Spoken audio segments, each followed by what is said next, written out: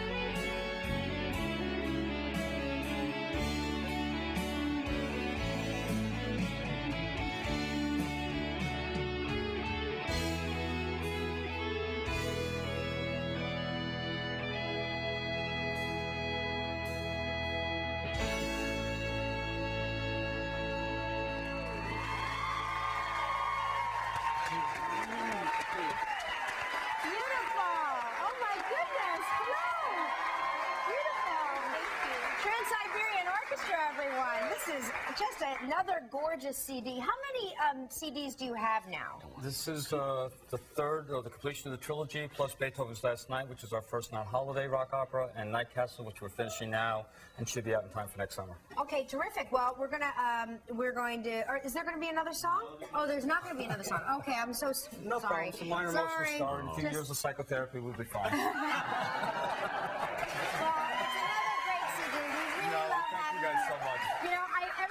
Every time you're here, you just really put me in the Christmas holiday spirit. So thanks for being here. We owe you guys, because first of all, you having so many kids has inspired us to get to the one. And Nathan, Mouse Hunt, my daughter and I have watched 50 million times, along with The Lion King, and that's how we got through our whole childhood. There you go.